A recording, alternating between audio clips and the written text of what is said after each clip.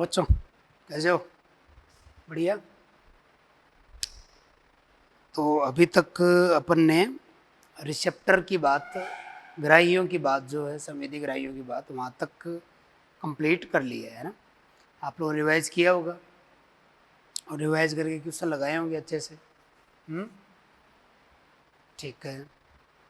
अब अपन जो है, आपका ये जो माइनर होगा उसमें रिसेप्टर के साथ जो है स्केलेटन सिस्टम आ रहा है ना, कंकाल तंत्र। अब जो कंकाल तंत्र है वो आपका जो गति और संचलन वाला चैप्टर है, मूवमेंट लोकोमोशन वाला जो आपका चैप्टर है उससे संबंधित है। तो उसके अंदर शुरुआत में जो है पहले मसल्स के बारे में दिया हुआ है, फिर हड्डियों के बारे में दिया हुआ है। तो उसमें अपन मसल्स वाला जो भाग है वो हिस्टोलॉजी ओतकी उत्तक के साथ अपन लोग करेंगे। उस चैप्टर में केवल जो बोन वाला पार्ट है वो अपन लोग यहाँ पे डिस्कस करेंगे, ठीक है ना। तो इसके अंदर अपन लोग देखें कि जो हमारा मनुष्य का जो अंतःकंकाल है उससे संबंधित हम लोग बात करेंगे। तो शुरुआत अपन चलो करते हैं स्केलेटन सिस्टम से, ठीक है। तो उसमें मसल वाला पार्ट अभी नहीं करना है, वो अपन आगे हिस्टोलॉजी के साथ बात करेंगे, तो वहीं पे उससे संबंधित आपको प्रश्न माइनर में पूछे जाएंगे। तो जो स्केलेटन होता है, कंकाल, ये दृढ़ होता है, इसको सॉलिड बोलते हैं या हार्ड।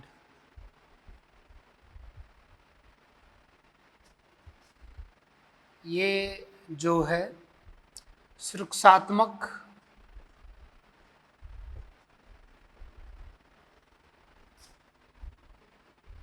कार्य से संबंधित है। सुरक्षात्मक प्लस सहारा देना इत्यादि से संबंधित है। ये दृढ़ के साथ साथ फ्लेक्सिबल भी हो सकता है। और स्केलेटन जो है वो लोकोमोशन के अंदर भी सहायक होता है। अब जीवों का जो कंकाल है वो लोकेशन के आधार पर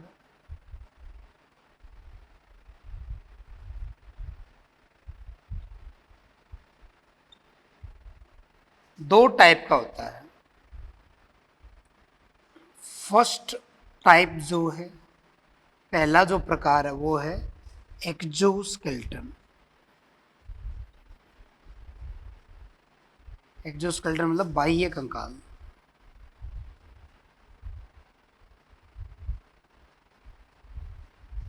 एक्जोस्केलेटन बाह्य कंकाल जो शरीर के बाहर हो।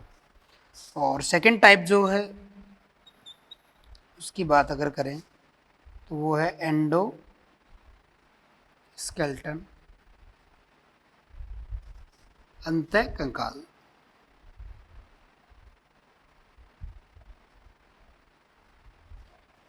तो बाह्य कंकाल और अंतः कंकाल दो टाइप जो हैं स्केलेटन के हैं।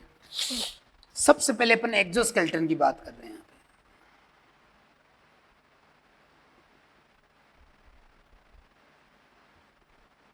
एक्जोस्केलेटन बाह्य कंकाल, यह बॉडी के बाहर उपस्थित होता है, बॉडी के बाहर की तरफ होता है।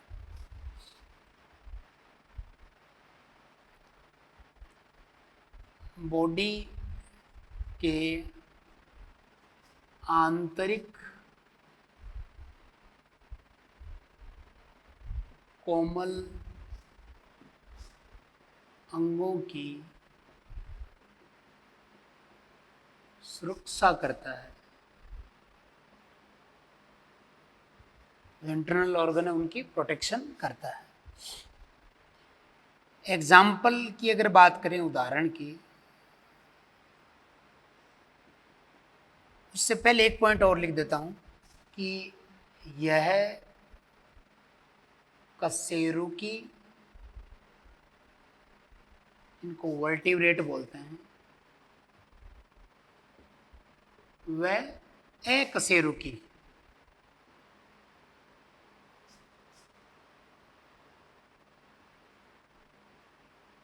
दोनों में उपस्थित होता है।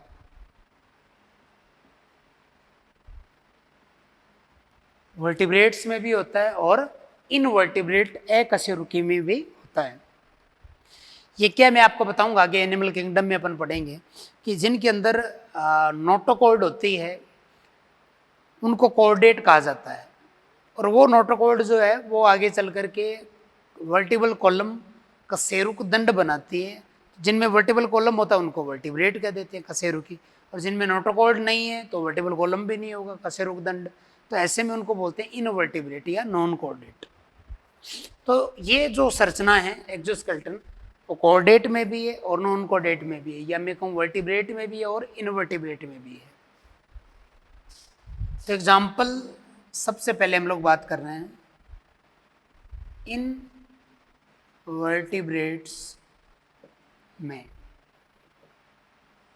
तो इनवर्टिब्रेट में अगर हम लोग देखें तो एक्सोस्केलेटन जो है वो नाइडेरियन में कोरल्स के बाहर कैल्शियम कार्बोनेट का मौजूद होता है। आगे एनिमल किंगडम में पढ़ेंगे कि जो सिलेंट्रेट या नाइडेरियंस हैं उसके अंदर कोरल्स होते हैं, समुद्र के अंदर जो जंतु हैं नाइडेरियंस में ही, वो कैल्शियम कार्बोनेट स्रावित करते हैं, और वो कैल्शियम कार्बोनेट इनके बाहर की तरफ एक बाह्य कंकाल का निर्माण करता है, और वो कैल्शियम कार्बोनेट के रूप में होता है। फिर एक्सोस्केलेटन देखें तो ऑर्थोपोड्स में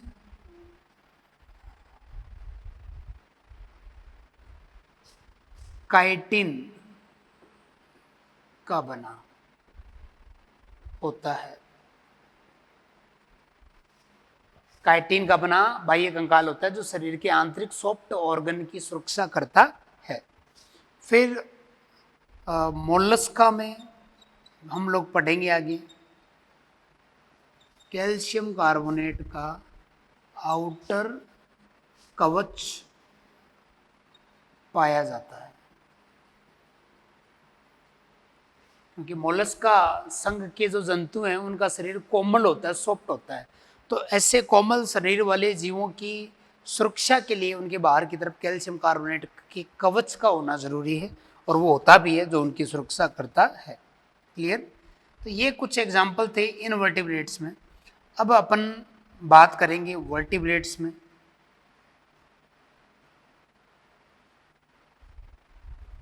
वर्टिब्रेट्स में कशेरुकी में, तो कशेरुकी में देखें मछलियों में, फिश में डर्मल स्केल्स होते हैं। स्केल्स को हिंदी बोलते हैं सल्क। जो फिश होती हैं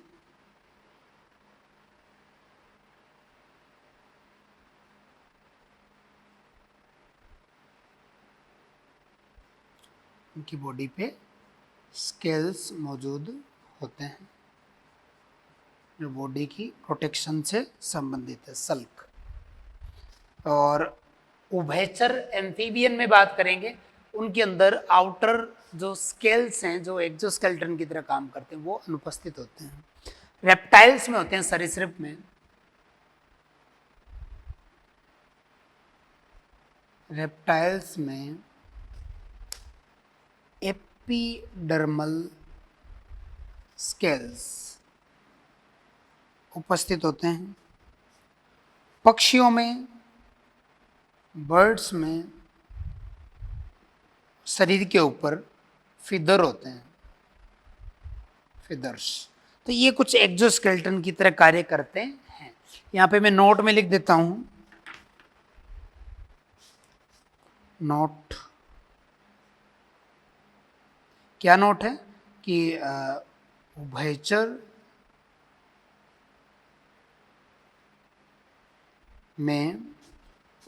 में सल्कों का अभाव होता है।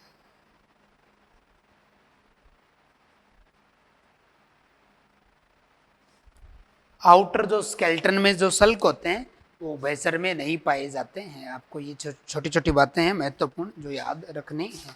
तो ये बात कर ली अपन ने एक्सोस्केल्टन की, वर्टिब्रेट्स में भी और इनवर्टिब्रेट्स के अंदर भी। ठीक है, आप लोग इसको पॉज करके नोट करें ये चीजें।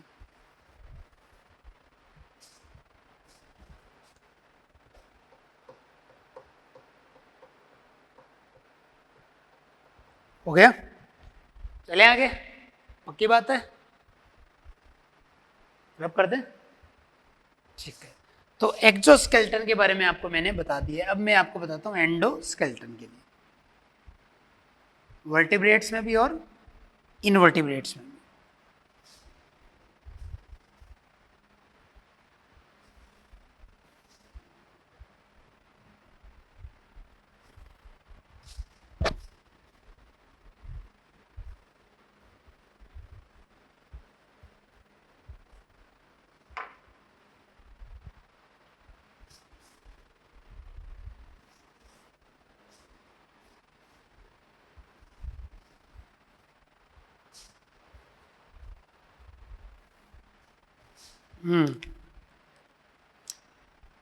अब बात करते हैं एंडोस्केल्टन की।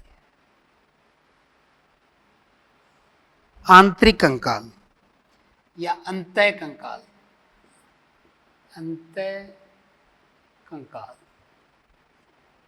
अंतः कंकाल की बात करें तो यह शरीर के आंतरिक भाग में उपस्थित होता है। प्लस का मतलब है उपस्थित होता है। कार्य की अगर बात करें तो ये प्रोटेक्शन करता है, मतलब सुरक्षा, सहारा देता है, सपोर्ट,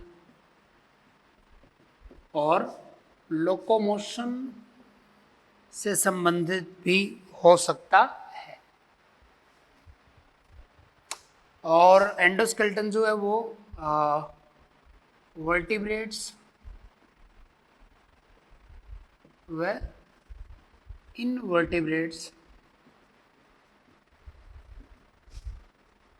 दोनों में उपस्थित होता है, मतलब वर्टिब्रेट्स में भी और इनवर्टिब्रेट्स में भी है। अगर अपन देखें क्या क्या है इनवर्टिब्रेट्स की अगर बात करें, दूसरी तरफ वर्टिब्रेट्स, तो उदाहरण ले रहे हैं अपन इनवर्टिब्रेट और वर्टिब्रेट के अंदर।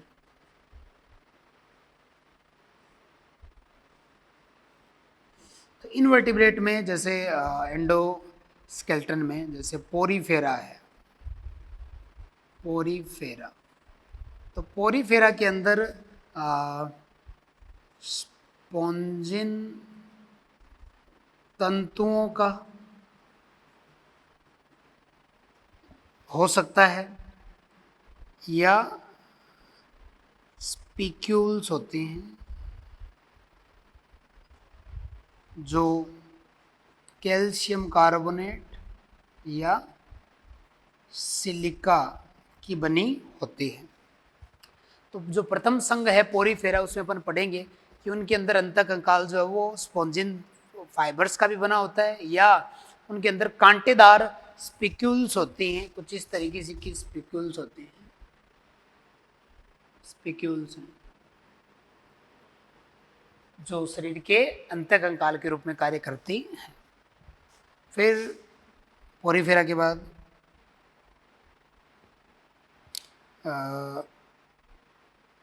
अंतःकंकाल की अगर बात करें पोरीफेरा के बाद इकाइनोडर्मेट्स,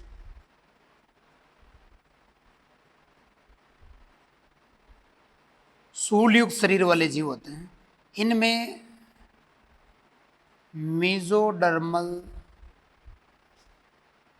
कैल्शियम कार्बोनेट की अस्थियां होती हैं जिनको बोलते हैं ऑसिकल्स, उपस्थित होती हैं बिल्कुल हमारी तरह। एक ऐसा इनवर्टिब्रेट जिसके अंदर हमारी बोन जैसी संरचनाएं हैं, तो वो इकाइनोडर्मेट्स अपन आगे एनिमल किंगडम में पढ़ेंगे। तो ये अंतः कंकाल के रूप में इनवर्टिब्रेट के अंदर कुछ एग्जाम्पल थे। वर्टिब्रेट में अगर आपसे पूछे तो वर्टिब्रेट्स में कार्टिलेज या बोन से बना एंडोस्केलेटन पाया जाता है। वर्टिब्रेट्स में कार्टिलेज या बोन से बना एंडोस्केलेटन मौजूद होता है। तो ये तो बात कि अपने स्केलेटन में है, क्या है, उसके कितने टाइप है, एंडोस्केलेटन, एक्सोस्केलेटन, फिर उसके उदाहरण देख लिए कि वर्टिब्रेट इनवर्टिब्रेट में एंडो और एक्सोस्केलेटन किस किस टाइप के होते हैं। अब अपन सीधा मुद्दे पे आते हैं। ह्यूमन जो एक वर्टिब्रेट है, ह्यूमन के एंडोस्केलेटन की बात हम लोग यहाँ पे करेंगे। ठीक है, आप लोग ये नोट करें इतने में।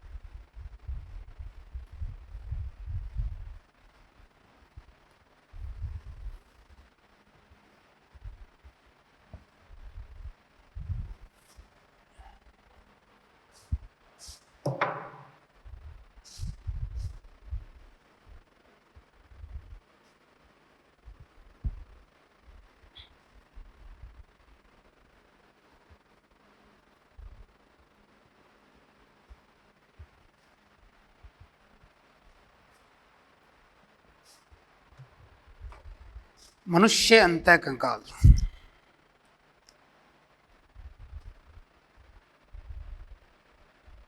Human endoskeleton.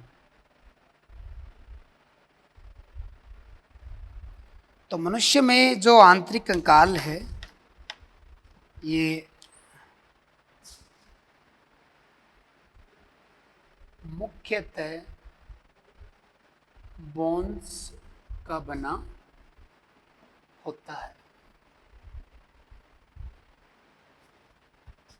और कुछ कार्टिलेज भी उपस्थित होती हैं। मुख्यतः बोन का बना होता है, लेकिन कुछ कार्टिलेज भी इसके अंदर पाई जाती है। देखो कि जो भ्रूणी अवस्था है, एम्ब्रियोनिक अवस्था, तो एम्ब्रियोनिक अवस्था में जो है ये कार्टिलेज की उपस्थिति होती है। बाद में इस कार्टिलेज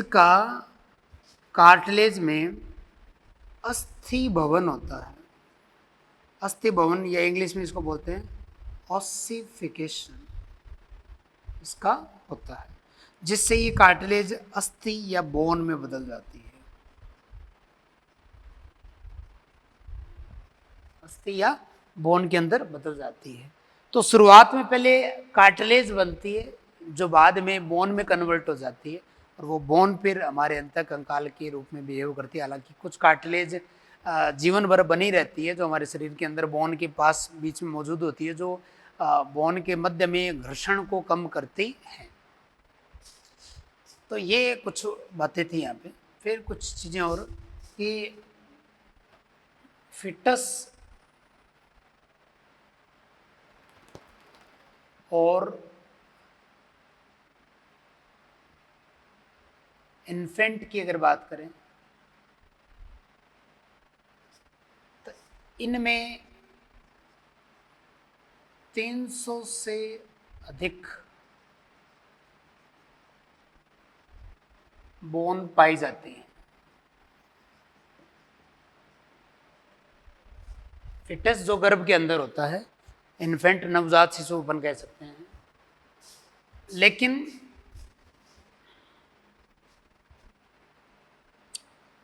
वयस्क में 206 बोन रह जाती है,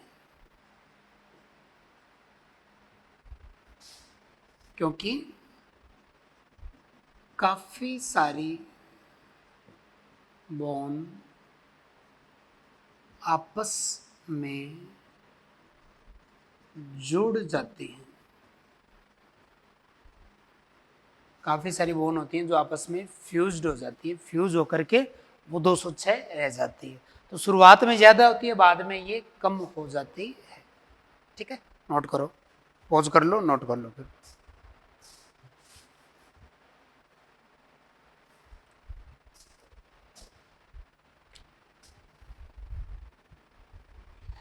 तो हमारा जो बोनी एंडोस्केल्टन है, अस्थिमय अंतः कंकाल है। तो इस स्केल्टन कंकाल की ये जो 206 बोन हैं, इनको किस प्रकार से डिवाइड किया गया है, पहले उससे संबंधित एक फ्लो चार्ट हम लोग बना लेते हैं और फिर वन बाय वन आगे डिस्कस करते हुए बढ़ेंगे। तो जो हमारा कंकाल है स्केल्टन,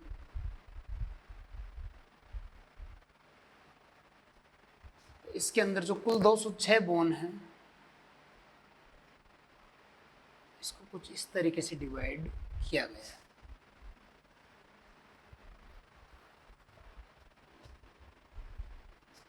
एक नंबर पे एक्सियल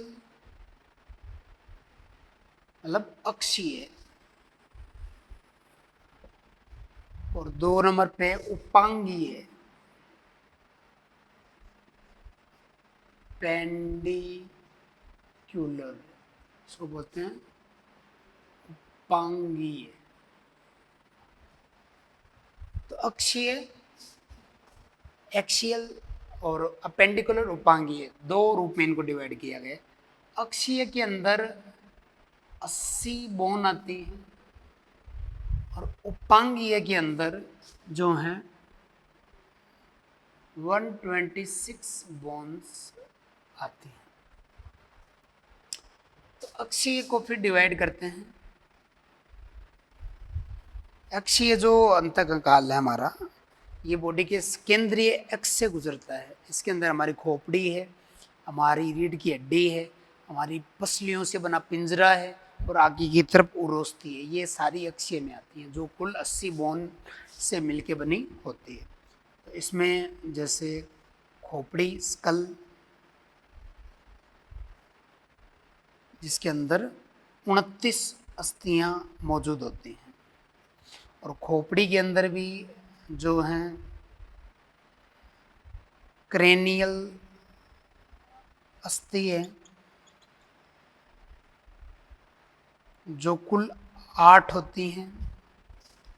चेहरे को बनाने वाली फेशियल अस्थि है, जो कुल 14 हैं। कर्ण अस्थियां हैं, जो कुल 6 हैं। एक कान में 3, याद है ना आपको, मेलियस इनकस स्टेपिज, और एक है हायोइड, जो 1 है।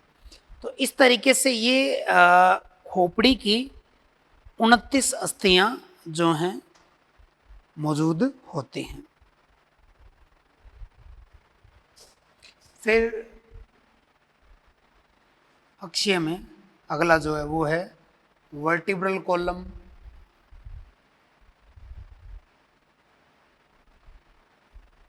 जिसके अंदर टोटल जो हैं वो 26 अस्थियां हैं, और रिब्स, पसलियां 24 हैं, और एक स्टर्नम है। स्टर्नम को बोलते हैं उरोस्थी। तो देख लें टोटल आप 29 और 26, 55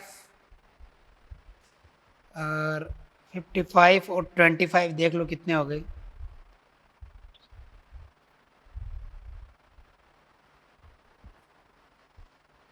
तो ये आपका पूरा जो है स्कल वाला हो गया, वर्टिबल कॉलम वाला हो गया, रिब्स हो गई और आपकी उरोस्थी होगी। टोटल आपकी 80 बोन जो हैं वो इसके अंदर सम्मिलित हो गई है। फिर अपेंडिकुलर की बात करें जो 126 है, इसको दो पार्ट में डिवाइड किया गया है। एक तो है गर्डल, जिनको बोलते हैं मेखलाएं। तो मेखलाएं दो प्रकार की हैं। एक तो है अंश मेखला या पेक्टोरल गर्डल जिसको बोलते हैं। ये 4 अस्थियों का बना होता है। और एक है श्रोणी मेखला,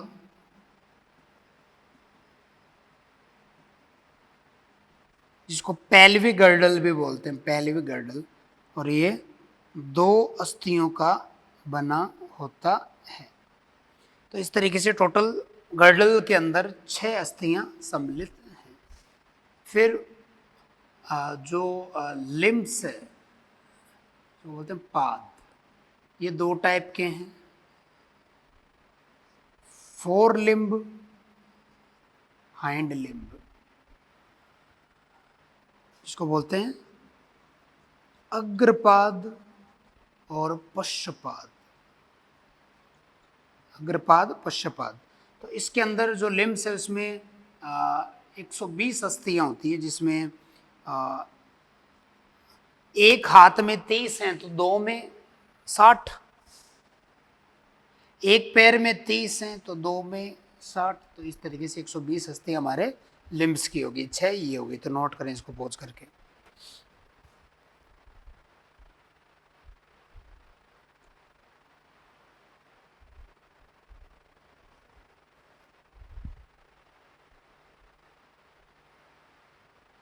ठीक है, चलें। तो इस तरीके से हमारे अंतकंकाल के अंदर जो हमारी अस्थियां हैं उनको इस तरीके से डिवाइड किया गया है। एक्सियल, अक्षीय अंतकंकाल में 80 है, जो शरीर के केंद्रीय अक्ष के अंदर है। इसमें कौन कौन सी अस्थियां आती है, ऐसा क्वेश्चन बन सकता है। तो आपको बताना, खोपड़ी की अस्थि है, कशेरुकदंड की अस्थि है, आगे की और पीछे की तरफ जो ये पसलियां हैं ये इसमें सम्मिलित है, आगे जो उरोस्थी है वो इसके अंदर सम्मिलित हैं। ठीक है। फिर अपेंडिकुलर, उसमें मेखलाएं आ गई, गर्डल, अंश मेखला, श्रोणी मेखला, और ये लिम्स आ गए, अग्रपाद और पश्चपाद। तो अब अपन सबसे पहले किसकी बात कर रहे हैं, एक्सियल स्केलेटन की। ठीक है, तो नोट कर लो इसको।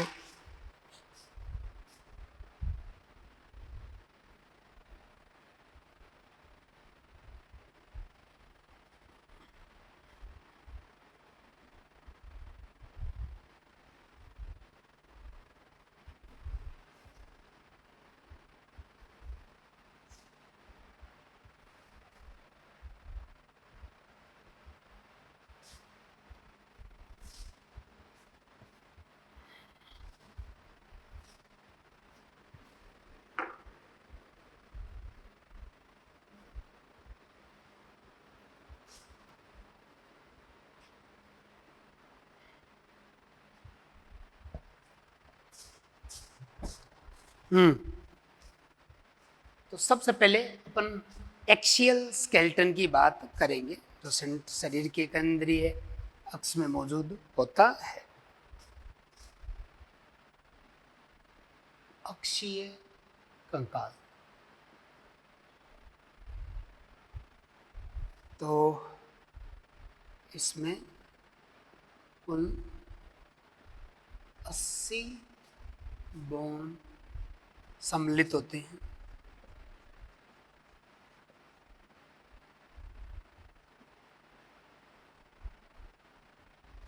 और इसमें सबसे पहले अपन बात करेंगे किसकी? स्कल की, खोपड़ी।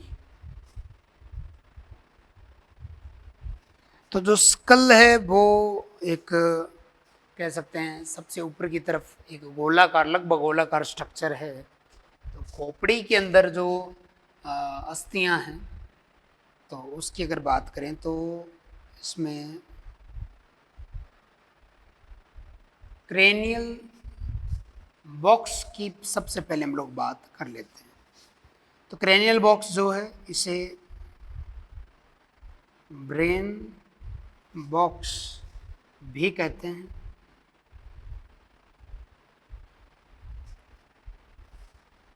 इसमें युग्मित व अयुग्मित अस्थियां पाई जाती हैं जो कुल 8 होती हैं, है ना? युग्मित भी होती है और अयुग्मित भी होती है, और कुल 8 होती हैं। कौन कौन सी वस्तुएं हैं उनकी बात यहाँ पे कर लेते हैं।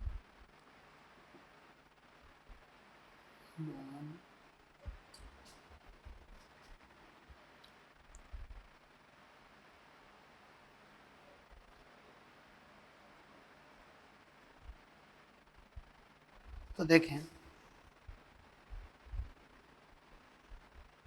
सबसे पहले है अग्र या फ्रंटल बोन, अग्रस्थि। ये संख्या में एक ही है और ये हमारे मस्तक मस्तक में आगे वाला आनन्य भाग बनाती है, ये वाला भाग, फोरहेड जिसको बोलते हैं। इवोल्यूशन के शुरुआत में, मनुष्य के उद्भिद विकास के शुरुआत में ये फ्रंटल बोन नहीं थी, इसलिए हमारा जो ब्रेन बॉक्स था वो छोटा था, कपालीय क्षमता भी कम थी। लेकिन इवोल्यूशन के दौरान जैसे जैसे आगे बढ़ा इवोल्यूशन, उद्भिद विकास, तो ये बोन विकसित हुई जिससे हमारा ब्रेन जो है उसको अधिक वॉल्यूम मिला, क्योंकि कपालीय क्षमता बढ़ गई थी। तो वो इसी फ्रंटल बोन की वजह से हुई। तो ये एक ही है, इसका मतलब ये अयुग्मित है। फिर हॉस्पिटल, ये भी एक है और ये पीछे की तरफ है, यहाँ कपालीय या स्कल के पीछे की तरफ, अयुग्मित है ये भी। फिर पेराइटल, ये 2 हैं। टेम्पोरल, ये भी 2 हैं। तो इसके अलावा स्फिनॉइड, ये 1 है और इथमॉइड 1 है। तो अपन कह सकते हैं कि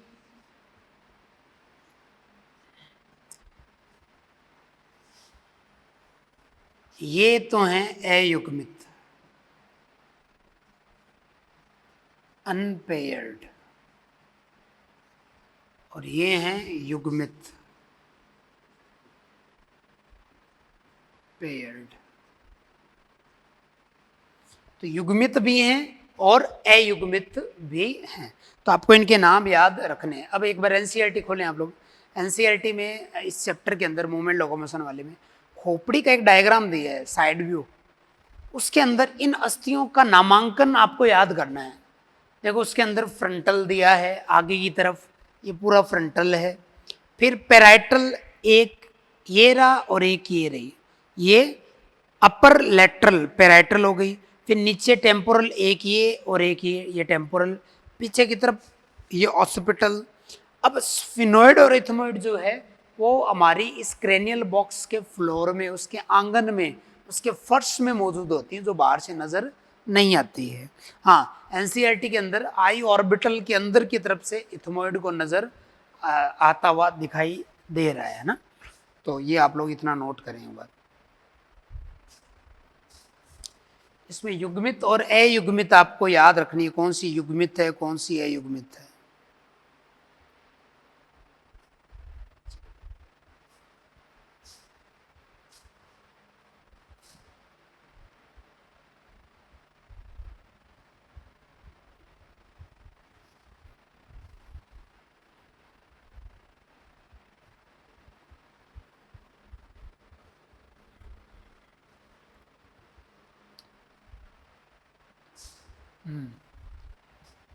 हाँ, अब कुछ विशेष बिंदु, कुछ पॉइंट्स हैं जो नोट में आपको याद रखने हैं।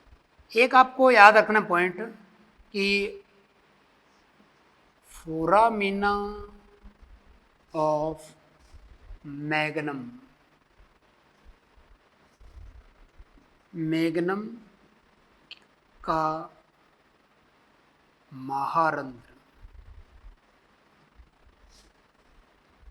तो ये ऑसिपिटल अस्थि में उपस्थित होता है और इस महारंध्र से ही मेरुरज्जु जो है वो खोपड़ी से बाहर की तरफ वर्टिबल कॉलम की तरफ बढ़ता है ना। आप लोग पढ़ा होगा कि मेडुला ऑब्लोंगेटा होता है, उससे मेरुरज्जु जुड़ा होता है, तो वो मेरुरज्जु जो है वो इसी रंध्र से बाहर की तरफ जो है निकलता है।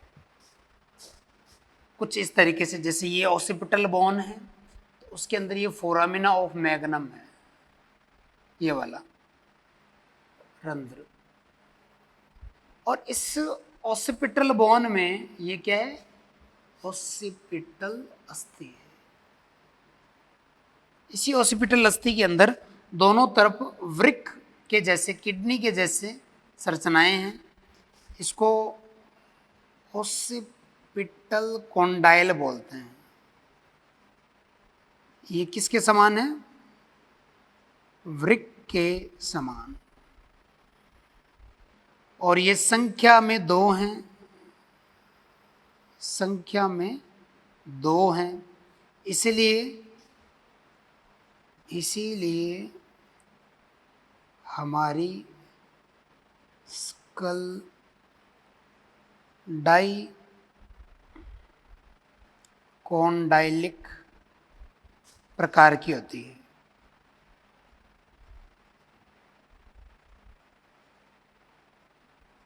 ये संख्या में 2 है ना, इसलिए हमारी स्कल कैसी है, डाइकोंडाइलिक। अगर एक हो तो मोनोकोंडाइलिक होता है।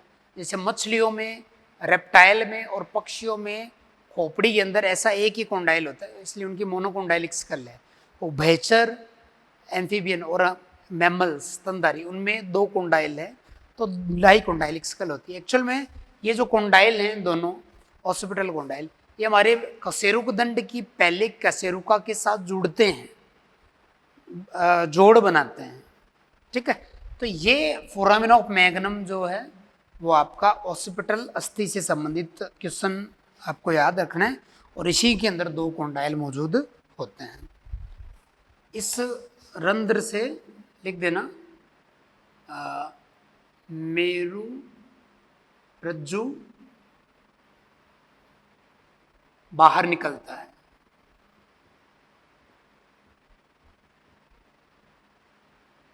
मेरु रज्जु बाहर निकलता है, ठीक है।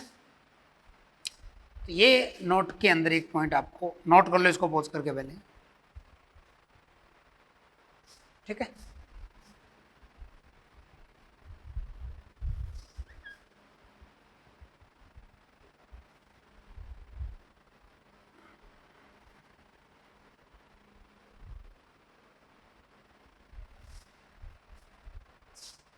फिर नोट में दूसरा पॉइंट जो है वो आपको याद रखना है, सेला टर्शिका। सेला टर्शिका जो है वो स्फिनोइड अस्थि में उपस्थित खांच है। इसमें पीयूष ग्रंथि सुरक्षित रहती है। तो ये एक क्वेश्चन बनता है कि पीयूष ग्रंथि की सुरक्षा के लिए जो सेला टर्शिका होती है, खांचनुमा संरचना जिसके अंदर पीयूष ग्रंथि पाई जाती है, वो क्रेनियल बॉक्स की किस अस्थि से संबंधित है, तो आपको आंसर देना है स्फिनोइड अस्थि से संबंधित वो संरचना है, ठीक है बात, पक्का। तो ये स्कल के अंदर क्रेनियल बॉक्स कि क्रेनियल अस्थियों से संबंधित बात और उस पर बनने वाले प्रश्न मैंने आपको बता दिए। इनसे बाहर एनसीईआरटी बेस्ड कोई भी प्रश्न नहीं जाना है, आपको इतनी चीज़ें याद रखनी है। ठीक है, इसके बाद में अगली अस्थियों की बात करते हैं स्कल के अंदर ही। इसको नोट कर लें पॉज करके।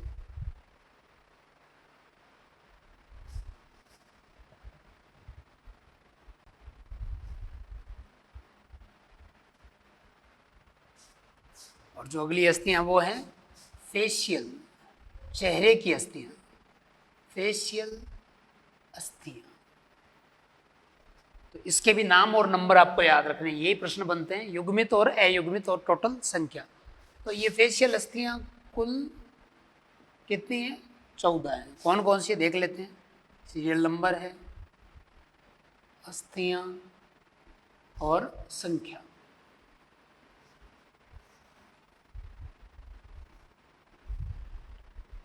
तो जैसे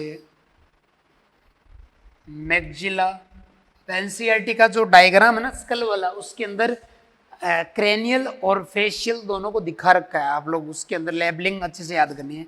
तो मैक्जिला संख्या में 2 हैं, जो ऊपरले जबड़े में यहाँ एक ईयरी और एक ये दोनों मैक्जिला है।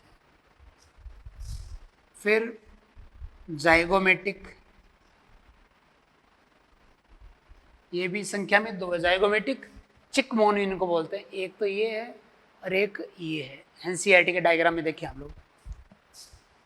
फिर नेजल, नेजल भी संख्या में 2 हैं। ये नाक के ऊपर कुछ इस तरीके से दिखा रखी हैं, लेफ्ट और राइट। फिर तालू के अंदर पैलेटाइन, मुगुआ की जो छत है पैलेटाइन, ये भी संख्या में 2 है। नाक के अंदर टर्बाइनल अस्थियां होती हैं, है ना, कौन की, नेजल कौन की, superior, middle, inferior, respiratory system में पढ़ा होगा। तो इसके अंदर इंफीरियर नेजल कौन की होती है और ये भी संख्या में 2 होती है। और इसके अलावा आंख को नेत्र कोटर जो हमारे ये वाले जिनके अंदर नेत्र हैं, इन्हें भी अंदर की तरफ लेक्राइमल अस्थि है, उसमें हमारी लेक्राइमल ग्लैंड अश्रु ग्रंथि सुरक्षित रहती है। तो एक इधर एक इधर, ये लेक्राइमल भी 2 हो गई। लेक्राइमल ये भी संख्या में 2 हो गई। तो ये तो सारी की सारी चेहरे की कौन सी अस्थियां हो गई? युग्मित। कितनी हो गई? 4, 5, 6, 7, 8, 9, 10, 11, 12, संख्या में 12। फिर एक है वॉमर, जो इसी नेजल के नीचे की तरफ होती है, और एक है मैंडिबल। ये दोनों हो गई अयुग्मित। कितनी? 2। कुल कितनी हो गई? टोटल 14। तो इस तरीके से 14 अस्थियां ये चेहरे की हो गई।